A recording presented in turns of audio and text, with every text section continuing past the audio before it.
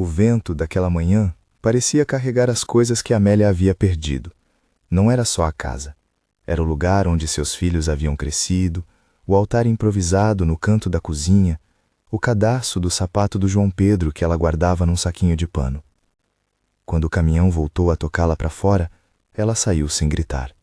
Pegou 2 malas amassadas, o cobertor que lembrava as noites de febre do Joaquim, e caminhou até o trailer abandonado na beira da estrada, onde a poeira formava um pequeno círculo de silêncio. Ficou sentada na soleira, com os ossos encharcados de cansaço e a garganta seca de tanto guardar dor. A vila dormia ainda. Havia um nevoeiro que deixava as árvores como manchas acinzentadas, e o mundo parecia reduzido ao som menor do seu próprio respirar. Foi ali, com as mãos trêmulas sobre o tecido do cobertor, que ela ouviu pela primeira vez aquilo que pareciam vozes vindo do poço. Não eram vozes humanas ao pé da estrada.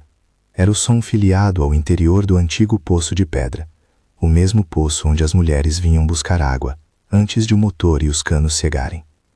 O som veio em murmúrios, uma palavra aqui, um suspiro ali, como se as pedras guardassem conversas antigas e as devolvessem de modo fragmentado. Amélia inclinou-se, primeiro por instinto, depois por curiosidade. A borda do poço estava fria. Um cheiro de ferro e terra subiu, e a água, lá embaixo, respondeu com ecos que traziam nomes. Esmeralda, casa, abrigo, ou talvez fosse só a imaginação de quem já havia perdido tudo. Ainda assim, ela ouviu. A vontade de voltar correndo foi derrotada por uma outra, mais antiga, a de não se acostumar à expulsão. Levantou-se, procurou na mala um pedaço de corda, amarrou a lanterna que encontrara e, com os olhos ardentes, encostou-se à parede do poço. Havia no fundo uma sombra que se movia, um corpo de coisas que não deveriam estar ali. Ela puxou com força. A corda sibilou pelos dedos como se chamasse o passado para fora. A caixa que subiu não era grande, mas tinha peso suficiente para anunciar segredos. A madeira estava gasta, a tampa presa por um fio de ferro que rangia quando ela abriu. Dentro, empilhadas com cuidado, vieram cartas amareladas, um pedacinho de tecido bordado com linha azul e um bilhete à parte, escrito com a letra firme de quem possuía um propósito. No topo, uma folha dobrada com poucas palavras. Para quem encontrar, o lar é para quem quiser ficar. Amélia leu as linhas com um pressentimento que parecia preencher um vazio. As cartas eram endereçadas a um nome que ela conhecia de vista: Vicente. Havia uma assinatura ao final de alguns trechos: Esmeralda. As letras falavam de pão, de portas abertas, de uma capela pequena onde a oração se misturaria ao almoço comunitário. Mais que isso, tratavam de um sonho simples, paciente, como uma semente esperando chuva. Ela folheou com cuidado, como se a própria existência dessas palavras pudessem apagar a memória da humilhação daquela manhã. Uma frase saltou e ficou pendurada na boca do poço. Um lar não é só um teto. É o lugar onde se tem coragem de chamar alguém de seu. Era breve e ardia como uma lembrança que insiste em tornar-se ação. As vozes do poço cessaram, como se tivessem cumprido um dever. Amélia ficou com a caixa no colo, o coração batendo como um animal que não sabe se foge ou fica. A rua seguia silenciosa, mas uma decisão nascia: não mais aceitar a expulsão como sentença final. Se essa história te toca, inscreva-se para não perder o próximo capítulo dessa série de transformação. Quando a luz do dia abriu com um céu pálido, ela levou a caixa para a oficina do Vicente. Ele a encontrou inclinada sobre a mesa de trabalho, as mãos marcadas de cal e graxa, o rosto marcado por uma bondade prática. Vicente reconheceu a caixa antes de saber do que se tratava. A firma das mãos que escreveram estava nas cartas, mas o homem guardava no olhar um passado que as palavras ajudavam a cristalizar. Esmeralda, ele murmurou, sem surpresa e com saudade, como uma sentença. Havia silêncio por um tempo longo. Vicente deixou a lixa e sentou-se ao lado de Amélia. Suas mãos, grossas e seguras, tocaram ligeiramente a borda da primeira carta. As linhas narravam, com uma calma quase teimosa, um desenho de casa onde se ofereceria comida a quem batesse à porta, um quarto para mães e um canto com livros para as crianças que ainda não sabiam ler. Ela escrevia como quem planta, disse Vicente. Sabia o que precisava ser feito, mesmo sem dizer como cada pedra iria se assentar. Amélia sentiu pela primeira vez desde a expulsão que suas pernas tinham um chão onde pousar. Não era uma promessa de milagre, era um mapa rabiscado na noite, um inventário de generosidade anotado com letra bem traçada. As cartas traziam instruções simples, as medidas para um pequeno altar, um pedido para que a capela não fosse só consagrada, mas usada, para cozinhas comunitárias, para acompanhar recém-chegados, para uma biblioteca com poucos livros e muito afeto. Se Esmeralda escreveu isso para o Vicente, disse Amélia, então é sinal que o sonho pode ser de mais gente. Os olhos de Vicente se endureceram, não de dureza, mas de decisão. Ele conhecia o solo, sabia onde as pedras se assentavam melhor, onde a água se escondia e onde as raízes afrouxavam o terreno. Havia na sua experiência um pragmatismo que faria a ideia andar. Se tem alguém que precisa de um lar, então não podemos deixar que o vento leve à vontade, falou baixinho. Vamos falar com Dona Bem-vinda e com o pessoal do canto do mercado. Vamos ver o que se pode arrumar. A notícia correu como uma vela acesa. Dona Bem-vinda apareceu com sacos de farinha e olhos que haviam visto mais secas do que qualquer um. Tinha mãos firmes e palavras que organizavam ajudas como quem ajeita panelas num fogão de festa. Se existiu promessa, é melhor que se cumpra, e com as mãos da gente, disse ela, e trouxe consigo um grupo que sabia cozinhar para muitos e não se envergonhava de chamar a fome pelo nome. O retorno dos filhos foi lento e cauteloso. Joaquim, que partira para a cidade, apareceu no primeiro dia de trabalho, com botas de borracha e uma vontade de reparar não só paredes, mas falhas do passado. Maria Adelaide chegou com as malas cheias de roupas para doar e um sorriso que tentava, sem saber, sorrir para aquilo que não se podia apagar. Pedro demorou mais. Vinha e voltava como quem pega coragem no sol e a perde na noite. Mas, quando cruzou o portão improvisado, deixou uma caixa de ferramentas que pertencia ao João Pedro. Era um gesto silencioso de retorno. As cartas de Esmeralda tornaram-se leitmotiv das manhãs. Cada encontro começava com a abertura de uma delas, tirando de dentro pequenas frases que agiam como juramentos. Num dia de vento, alguém leu um trecho que dizia: "Temos que aprender a acolher pelo estômago e pela palavra." Noutra noite, à luz de lamparinas, alguém repetiu: "A capela será de portas que não batem ao sair. Será de mesas que não conheçam fome." Mestre Bento, o homem que havia levantado as paredes de praticamente todas as casas mais antigas da região, tomou a dianteira. Era um homem de bigode ralo e sabedoria prática, que sorria com a boca inteira. Ao tocar nas cartas, disse com reverência: "Quem escreve com essa paciência não erra nas medidas. Vamos começar pelas fundações." E começaram. Primeiro, a demarcação. 2 tiras de corda mal esticadas, um quadrado que devia se tornar abrigo. As pedras chegaram em um carro puxado por um cavalo que rangia. Homens que até então não se falavam, juntaram-se, mãos manchadas de terra, mulheres que traziam lenços molhados para enxugar suor, crianças que corriam entre as ripas de madeira pegando pedaços de prego caídos como se colhessem migalhas de um banquete por chegar. O barulho era de martelo e conversa, mistura mais antiga do que qualquer máquina. Martelo, risada, serrote. As práticas eram humildes, mas cheias de técnica. Mestre Bento mostrava como fazer a argamassa. Cal, areia lavada, água e paciência. Ensinava a levantar um alicerce direito, a saturar a pedra para que ela não puxasse a água do cimento. Vicente fazia a régua, medindo cada centímetro. Joaquim carregava sacos de cimento. E Maria Adelaide, que sabia da cor e do gosto das visitas, organizava a cozinha improvisada. Uma panela grande que servia de pote para toda a fome que aparecia ali. As cartas foram colocadas em local de honra, uma pequena caixa com vidro, no que seria o salão de entrada. Em silêncio, abriram a caixa, e como quem coloca uma relíquia no colo da cidade, juraram conservar a letra que os guiava. Havia uma sensação de que aquele ato era reparador não apenas do tijolo, mas de algo mais delicado, a dignidade de quem havia sido empurrado para a beira. Cada manhã, alguém lia uma carta como quem reza, não pedindo bênçãos sobrenaturais, mas exigindo corações disponíveis e refeições partilhadas. A notícia, claro, não passou despercebida por aqueles que tinham olhos para ver além de seu próprio quintal. O coronel, homem que controlava favores e portas em uma cidade onde as promessas muitas vezes viravam ordens, ouviu falar da construção. Para ele, a capela improvisada representava algo perigoso. A possibilidade de um povo que se organiza, que resume suas faltas em ações coletivas e que, ao oferecer um abrigo, diminui a dependência das migalhas que costumavam chegar de sua mão.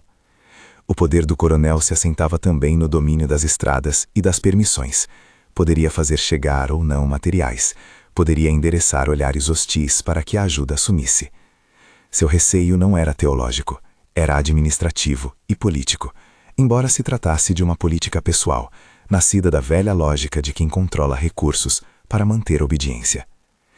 Padre Justino, por seu turno, sentia o peso de uma igreja que havia se acostumado a mais cerimônias do que obras. Era um homem com voz de canto e mãos de quem reza muito, não com o vigor de um reformador, mas com o martírio das pequenas tentativas. Via em Amélia uma irmã e via nela também o risco de uma ruptura que poderia varrer da paróquia aquilo que mantinha a ordem. Em sua ambivalência, fez a coisas às escondidas. Deixou um saco com arroz perto da cozinha comunitária, mas evitou dar consagração pública para não provocar o coronel. Ele tinha medo do escândalo, sim, mas também era capaz de suavizar sua postura quando, numa tarde de chuva, viu uma criança ser amparada por mãos que lhe eram estranhas, e não se assustou. As reuniões no salão improvisado, um barracão com lona esticada, eram um espaço de negociações e de pequenas vitórias. Discutia-se a posição do altar, o lugar do fogão, quem cuidaria das chaves. Havia debate sobre o nome que se daria ao lugar. Alguns queriam Capela da Esperança, outros Casa de Esmeralda. Amélia, ao tocar nas cartas, preferia um nome que lembrasse serviço, Capela do Pão e da Palavra. Não porque as palavras fossem mais sagradas do que o pão, mas porque juntas seriam a argamassa daquela comunidade. Foi Dona Bem-vinda quem organizou a primeira sessão de alfabetização. Alfabeto de papelão, letras desenhadas numa mesa, crianças com olhos que sorriam ao ver as palavras formarem-se. Ela tinha esse traço, sabia costurar desejos com instrução. As primeiras aulas eram diminutas. Alguns meninos aprendiam a ler nomes próprios, as mulheres liam listas de compras e endereços que antes eram fatalmente esquecidos. Era o tipo de educação cuja renda não se mede em dinheiro, mas em autonomia. Os pequenos episódios de solidariedade se multiplicaram. Havia a história da senhora que trouxe um cobertor e recebeu em troca um jantar feito por quem jamais a vira. Havia o homem que doou uma carroça inteira de tijolos, porque lembrara dos dias em que precisara de ajuda e recebera. Havia o jovem que ofereceu aulas de costura em troca de umas horas de banho no quintal de Vicente. Todas essas cenas, aparentemente triviais, tinham um efeito cumulativo. Cada gesto diminuía um pouco a vergonha que as pessoas carregavam por terem sido marginalizadas. Contudo, a construção também começou a atrair outras perguntas. Quem era o dono do terreno? Havia algum registro? A capela seria apenas um sonho se uma papelada exigida pela prefeitura ou pelo fato do coronel achar que poderia se intrometer não lhes tirasse as tábuas das mãos. Surgiu então a necessidade de algo que as cartas não previam, legitimidade formal. E foi aí que se manifestou o topo de papel, um homem de cartola fina e pastas cheias, cuja função era traduzir sonhos em documentos, ou, quando convinha, em barreiras. Topos de papel apareceu primeiro na pessoa de um oficial que perguntou por favor se a obra tinha alvará. Perguntou não como quem quer saber, mas como quem marca território. Os homens que trabalhavam nas pedras ficaram tensos. Havia o receio de que uma multa aparente fosse o começo do fim. Vicente respirou fundo.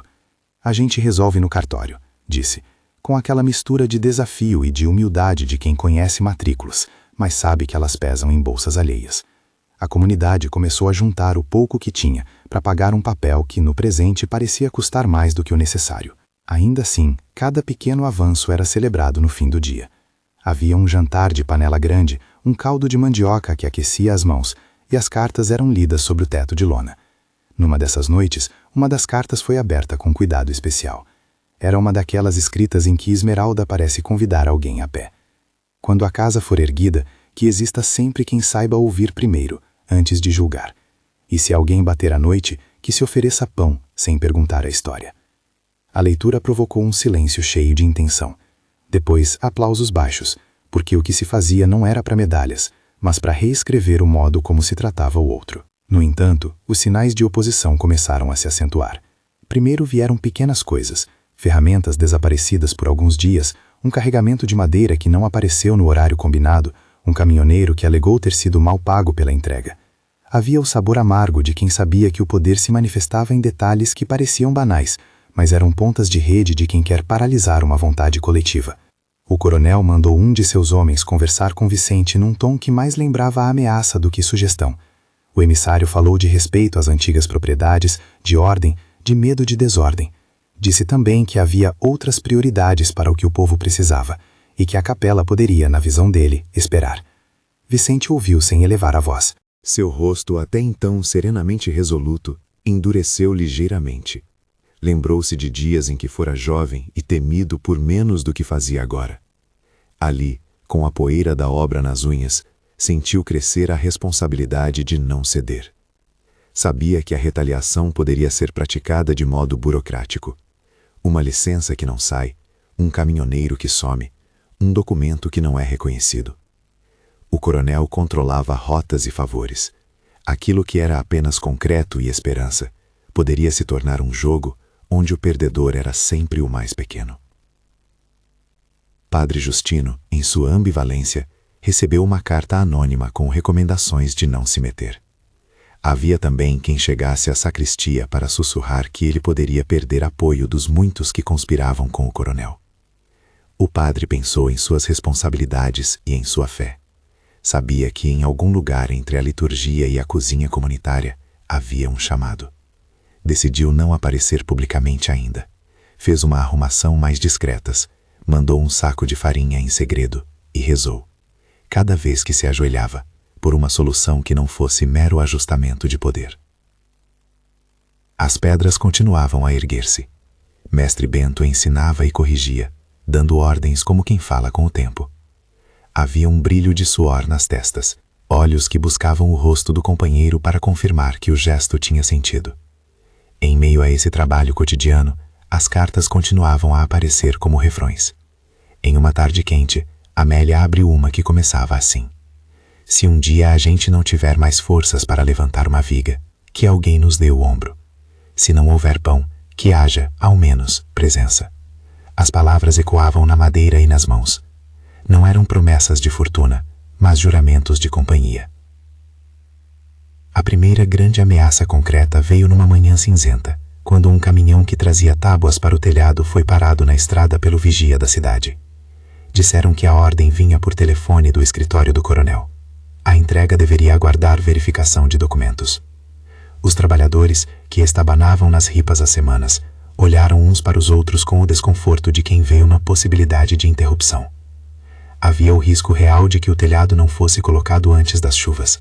A lona poderia rasgar, a madeira apodrecer, e o trabalho de meses se perder como se nunca tivesse existido. A notícia correu rápido. O coração de Amélia acelerou. Não era apenas uma questão de madeira, era a tentativa de tornar invisível o que começava a ser palpável. Vicente foi até o caminhão, falou com o motorista, mediu as possibilidades. Mestre Bento consultou seu conhecimento e disse que tinham ainda algumas vigas, mas não bastariam para cobrir todo o salão. Foi então que alguém lembrou das cartas. A assinatura de Esmeralda não trazia um mapa para burlar leis, mas dizia algo mais perigoso para quem manda, que a comunidade tinha que se proteger e agir. Decidiram, naquele mesmo instante, fazer uma vigília na estrada até que as tábuas fossem liberadas. Uma vigília de pessoas, de cozinhas, de cadeiras trazidas, de idosos com mantas. Foi o momento em que a história entrou num eixo de decisão. A vigília não era um protesto armado, era uma barreira humana, construída de maneiras cotidianas. Idosos sentados em cadeiras de palha, crianças que cantavam canções que eram mais de consolo do que de batalha, mulheres que costuravam panos em troca de pão. Havia uma força de presença que nem o coronel previra, a insistência de quem não tem nada mais a perder, senão o direito de viver dignamente. A tensão crescia. Do outro lado, o coronel, que até então agira por meios indiretos, decidiu enviar um representante oficial, um homem com papel oficial que pedia demora por motivos legais. Era um gesto calculado, com cálculo de burocracia e de pressão. O emissário levou consigo o peso da ordem, e a vigília, que queria apenas garantir a entrega, passou a ter também risco real de confronto. Havia no ar o cheiro de algo mais que madeira e terra. Havia poder em jogo. Amélia sentou-se junto ao poço naquela noite, com as cartas à sua frente, e abriu mais um envelope. A escrita de Esmeralda falava de coragem pequena, de atos que não são notícia, mas que arrumam o mundo. Não é preciso tirar ninguém do lugar de onde manda, dizia um trecho. Basta que a gente plante ao lado do que já existe um lugar onde se pode sentar sem pedir licença.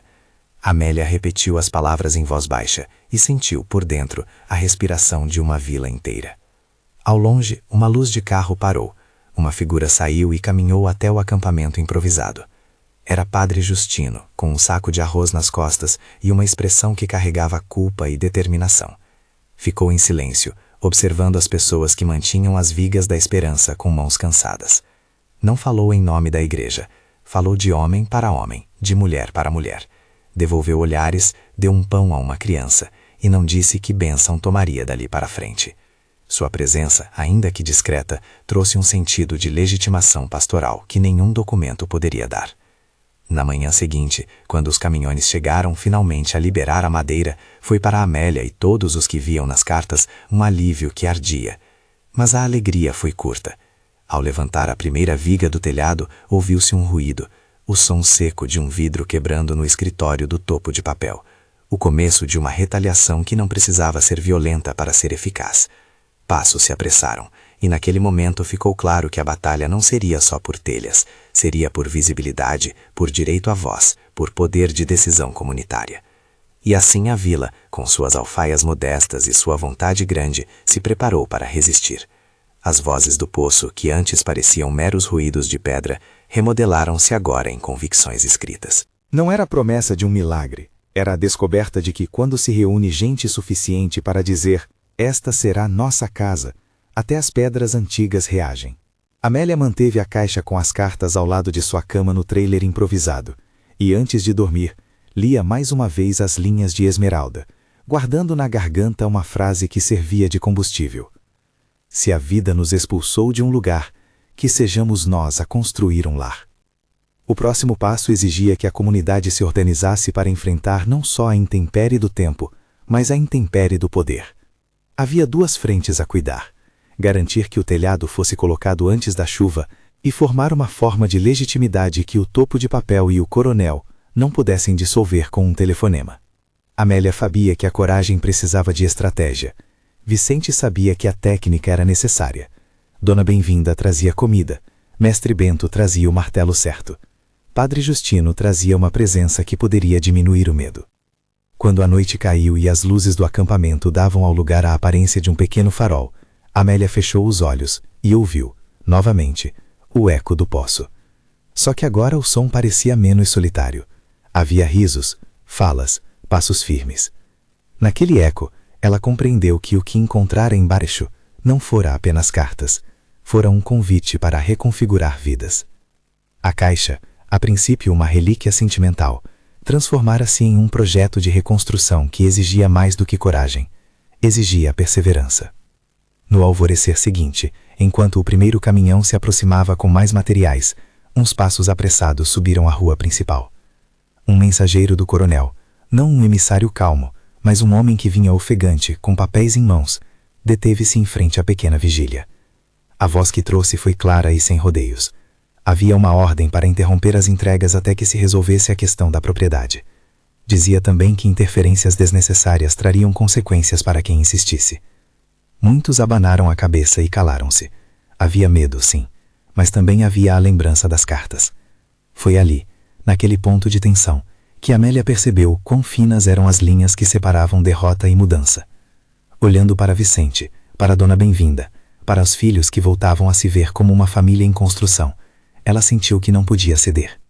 A mão dela pousou na caixa com as cartas e encontrou a última que ainda não tinha lido. Os cantos estavam úmidos de tantas mãos que ali repousaram. Abriu-a com os dedos trêmulos e ali, entre as linhas, achou algo que não era ordem nem concessão, mas um desafio escrito em cuidado. Quando a estrada negar, caminhem pela terra. Quando um portão fechar, abram com trabalho. E quando o poder ameaçar, lembrem que a justiça começa por mãos que se juntam. As palavras não eram um bilhete fálico de heroísmo, eram um chamado terno para praticar o comum. Amélia guardou a folha no bolso do avental e levantou-se para falar. A comunidade aguardou. Era a hora de saber se a promessa contida nas cartas tinha força para transformar medo em rota. O coronel, do outro lado, apertava os dentes e mandava preparar um ofício. Topo de papel afiava suas canetas. A vigília, aquecida pela fé prática e pelas panelas de Dona Bem-vinda, respirou fundo. Amélia olhou para o poço, para aquele lugar que havia soltado vozes e devolvido cartas, e sentiu que a resposta precisava nascer ali, como quem tira da água a coragem. Havia ainda muito a fazer: provar que a capela seria legítima, organizar a documentação, conseguir mais material, consolidar alianças com vizinhos antes insignificantes. Mas naquele instante de silêncio, a certeza era uma pedra firme. Alguma coisa havia nascido, que não se desfaria com uma ordem. E foi com essa certeza que ela começou a falar, com voz que não era alta, mas que não admitia recuo. Não somos contra ninguém, somos por nós. Não imploramos favores, convocamos trabalho. Se for preciso, faremos vigília noite e dia. Mas aqui, ninguém voltará a sair sem ter onde pôr a cabeça. A resposta do coronel ainda não chegaria em ataque direto. Vinha em papéis, em atrasos, em documentos misteriosos. Ainda assim, naquele vão entre uma decisão e outra, algo começava a ruir. A crença de que o controle poderia ser absoluto. Havia algo mais, uma outra forma de autoridade, se formando ali, lenta, feita de pão repartido e de uma letra que sabia escrever esperanças. A construção, porém, continuava vulnerável. A chuva se aproximava, o telhado precisava fechar, e os papéis do topo de papel circulavam como nuvens negras. Amélia e os outros precisavam, além de martelos e cordas, de uma estratégia para transformar as cartas em documento, o desejo em registro, a vontade em direito.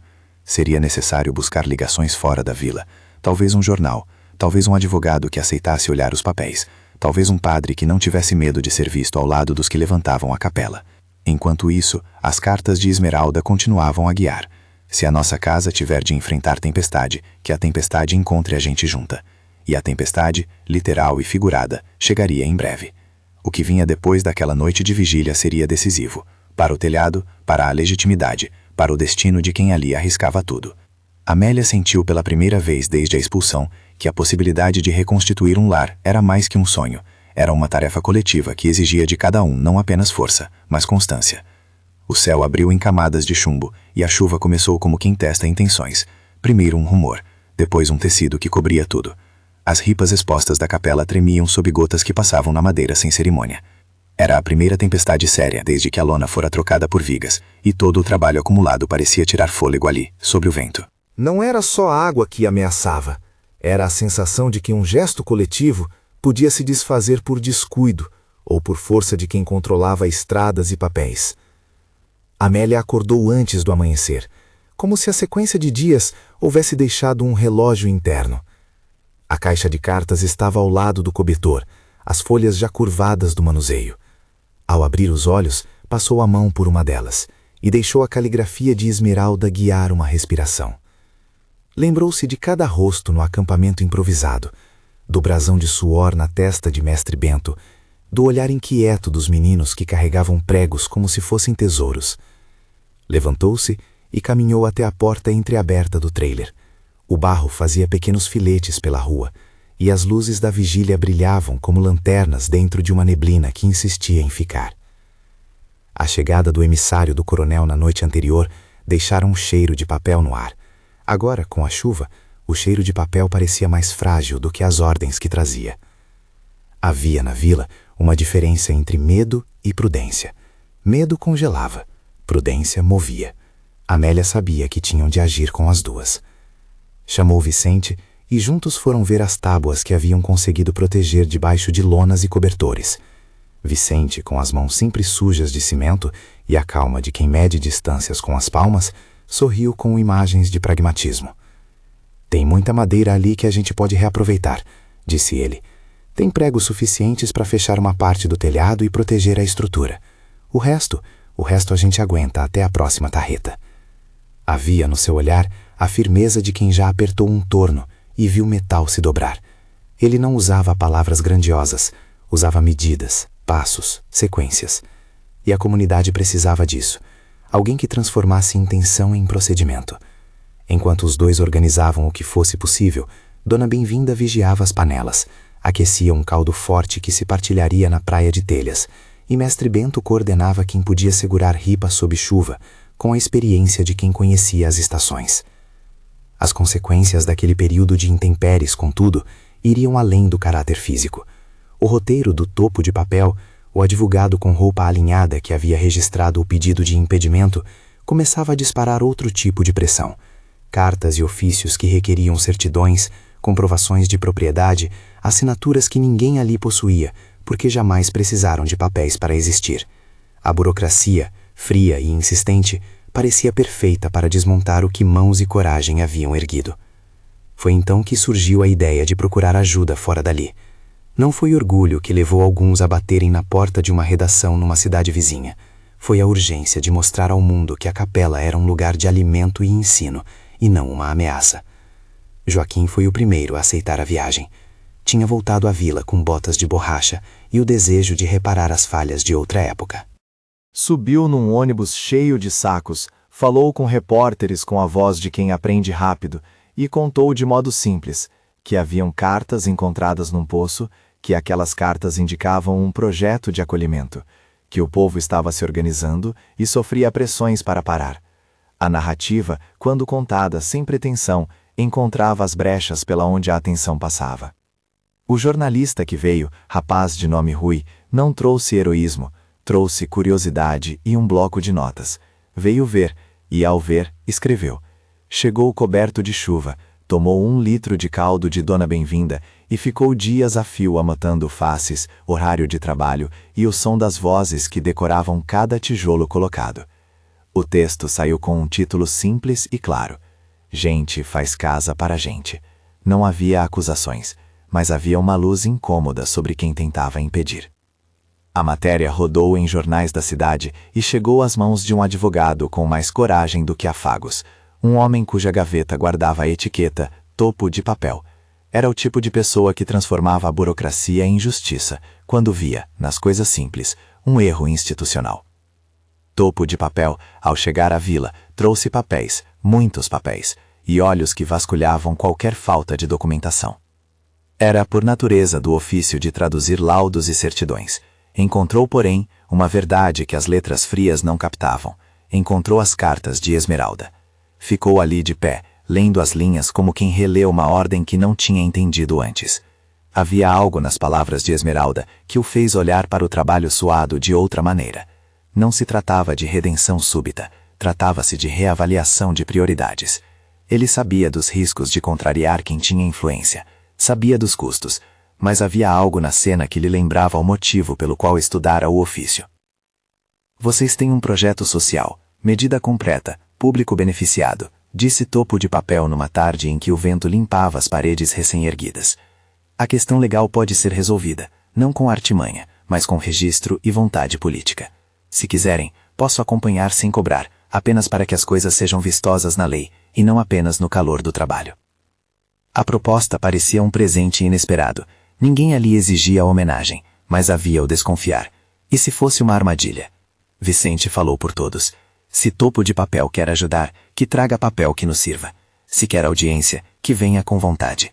O homem sorriu, e começou então uma maratona de cartório, de certidões, de assinaturas humildes que foram colhidas de vizinhos e de camponeses que reconheciam limites, mas também sabiam quando uma causa valia o esforço da caneta. Enquanto Topo de Papel cuidava das formalidades, a hostilidade do coronel mudou de tática. A mão dele já não era mais só o emissário que parava caminhões, era uma série de sussurros na prefeitura, conselhos dados a motoristas e alternativas apresentadas a trabalhadores, que em troca de migalhas, aceitavam não se envolver. Foi nesse terreno que surgiram pequenos desacertos. Um incêndio acidental numa pilha de palha perto do acampamento que forçou uma madrugada de combate ao fogo. Ferramentas que desapareciam e reapareciam em locais inesperados. Ameaças veladas em bilhetes deixados na calçada. Não eram, no entanto, cenas de violência explícita. Eram cortes na rede de segurança habitual, desafios que testavam a resistência da comunidade. Numa dessas noites de tensão inflamada, quando as chamas devoraram a palha e o calor fez as pessoas se achegarem, Padre Justino apareceu, não com pastas vazias, mas com mãos que ajudaram a trazer baldes e tapar as brasas com panos molhados. Tinha nos olhos um cansaço que não era inveja. Era dor de ver a fé reduzida a gestos de protocolo. Depois do incêndio, deixou na porta da capela um bilhete, com letra tremida. Não posso fazer tudo, mas posso abrigar alguém que precisa. Não era uma benção pública, era um ato de proximidade. A vigília noturna na estrada, que antes servira para proteger a chegada de materiais, ganhou novo contorno. Os moradores passaram a coordenar turnos, vigiar as estradas secundárias, preparar jantares que aquecessem mãos e ânimos e organizar quem poderia conduzir caminhões por rotas alternativas. Havia, entre todos, a sensação de que a capela já não era apenas um prédio em construção, era um pacto vivo. As cartas de Esmeralda, exibidas atrás de vidro num pequeno nicho, ganharam visitantes que vinham a qualquer hora para ler e buscar coragem. As palavras de Esmeralda funcionavam como mapas de conduta.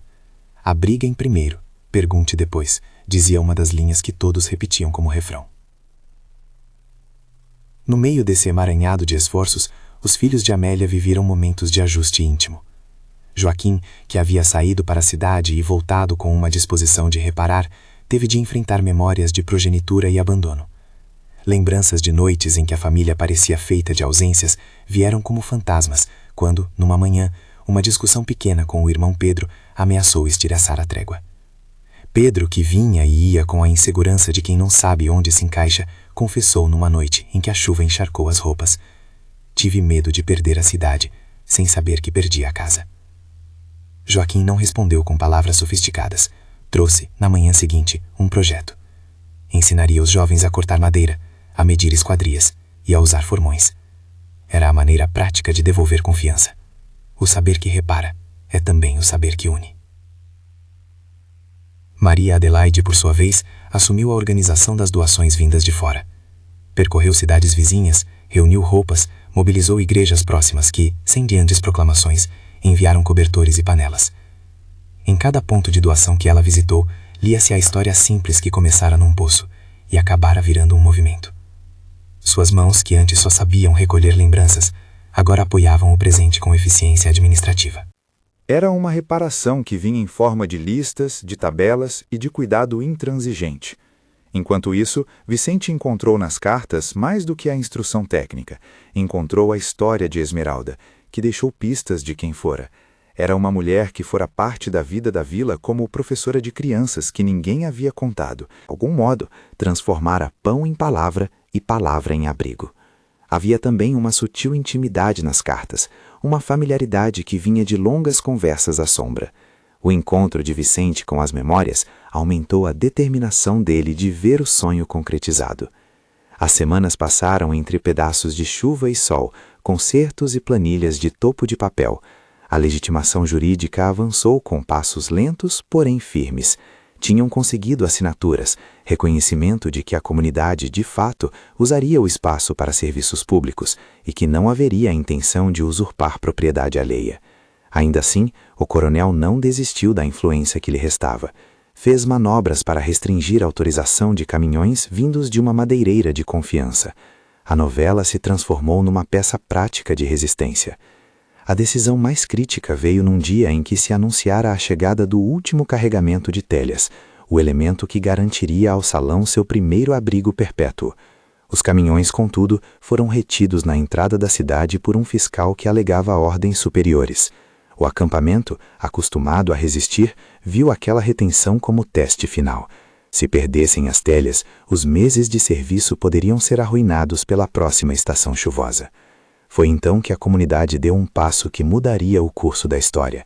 Em vez de gritar ou aplicar violência, organizaram um bloqueio de presença, não para impedir passagem, mas para mostrar que ali havia um povo, e que um povo unido era mais do que obrigação de ouvir ordens.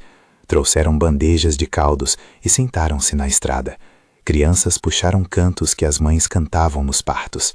Os idosos trouxeram cadeiras, e os jovens, paciência. A vigília mostrou que a cidade não era um palco onde alguns comandavam e outros obedeciam. Era um tecido de vidas que se entrelaçavam. O coronel mandou um emissário com rosto sério e ordens de retirada. Havia naquela ordem o poder de um sistema acostumado a operar pela intimidação. Mas naquela manhã foi diferente. Um repórter estava ali, e com ele a atenção que torna público o privado. Rui fez perguntas simples. Perguntou por que aquela gente resistia. As respostas, sobre dignidade, sobre prom, sobre uma caixa encontrada num poço, tiveram força porque não apelavam para sensacionalismo, apelavam ao humano. A resistência ganhou visibilidade e, lentamente, a pressão institucional mudou de direção. Topo de Papel apresentou os documentos que reorganizavam as pendências e, com isso, os caminhões foram liberados. O ato de descarga foi doído e cheio de risos contidos. As telhas, tão esperadas, foram puxadas num jogo de cordas e vigor. Cada indivíduo que ajudou na manobra sentiu como se colocasse mão na história. Quando a última telha deslizou e encontrou seu lugar, o grupo fez um silêncio que não era de glória, mas de confirmação. Algo ali fora conquistado coletivamente. Para muitos, foi a prova concreta de que a obstinação podia vencer barreiras. O dia da última pedra, ou, como chamariam depois, o dia da pedra de entrada, foi organizado como pequeno rito civil. Não houve cerimônia religiosa retumbante, houve comunhão. As crianças seguraram uma pedra polida, as mãos veteranas do mestre Bento traçaram onde ela devia ficar, e Amélia, com o peito cheio de uma serenidade que vinha da luta, encostou a palma sobre a pedra. Recordou-se, ao fazer isso, da caixa no poço e das vozes que a levaram até ali. Não era milagre que a movia, era esforço, corações e, sobretudo, uma ideia que encontrou terreno fértil. No meio da festa contida, apareceu o coronel com uma postura que escondia derrota e continuidade. Veio com ares de quem tentava recuperar o que fora perdido. Fez um discurso que, em tom suave, sugeria neutralidade e congratulações forçadas. Não houve aplauso fácil.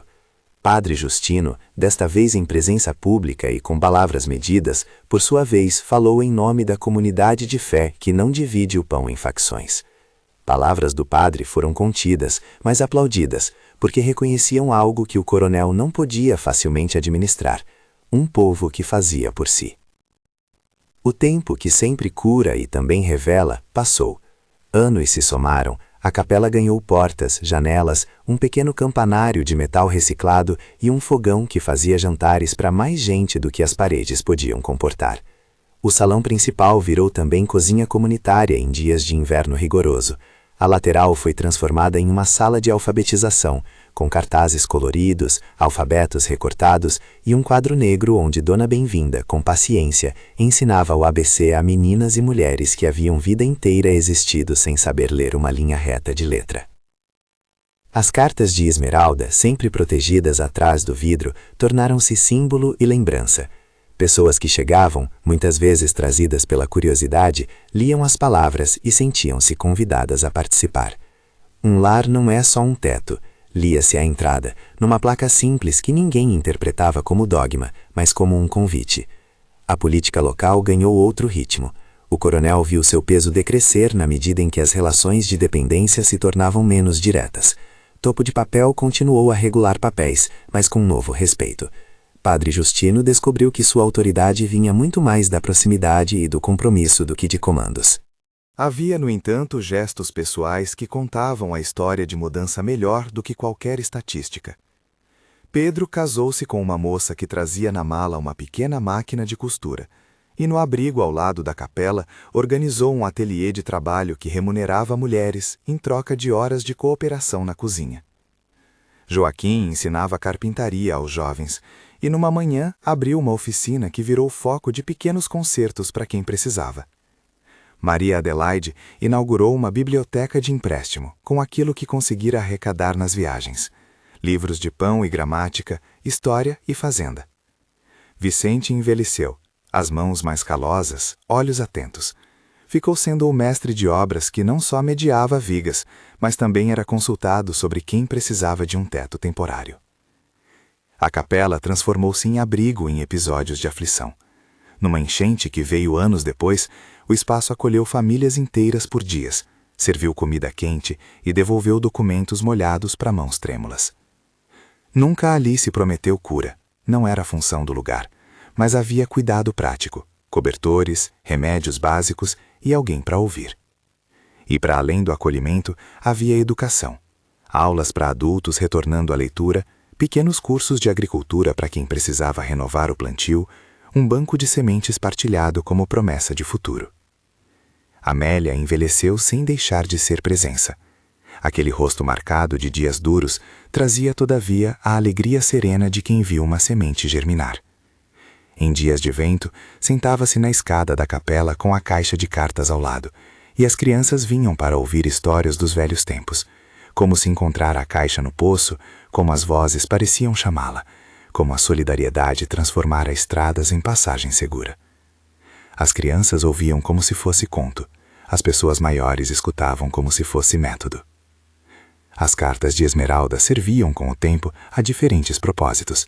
Às vezes eram lidas em funerais como lembrança de que o que importava era acolher. Noutras, numa manhã de formatura de alfabetização, uma das cartas foi entregue a uma mulher que aprendera a ler e a assinar o nome pela primeira vez. Ela colocou a assinatura na folha de presença e chorou, porque havia um pequeno rito ali, a tomada de posse de si.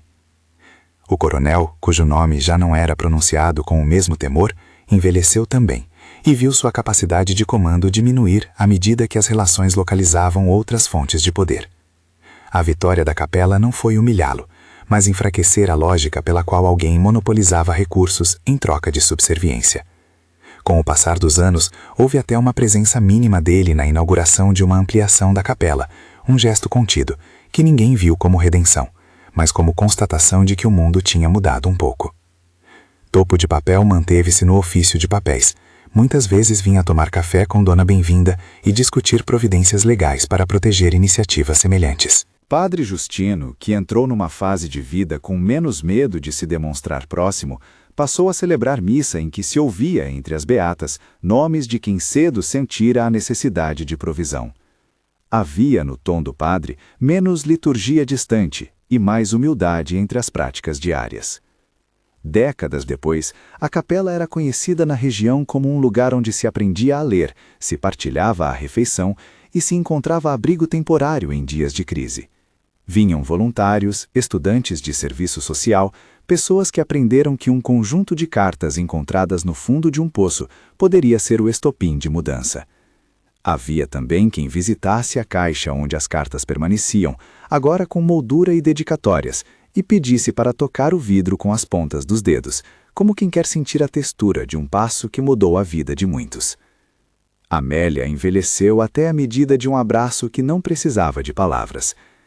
Numa manhã calma, sentada sobre a sombra do campanário, chamou os filhos perto de si. Estavam ali Joaquim, com mãos ainda firmes, Maria Adelaide, com sua lista de livros, Pedro, que oferecera parte de seu ateliê para cursos de costura para jovens mães.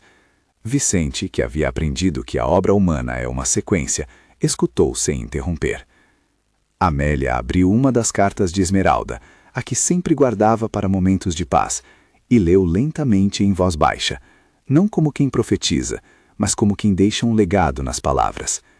Quando a casa for erguida, que exista sempre quem saiba ouvir primeiro, antes de julgar. E se alguém bater à noite, que se ofereça pão, sem perguntar a história. O tempo, que havia começado sua anuidade em estações de chuva e trabalho, agora mostrava frutos visíveis.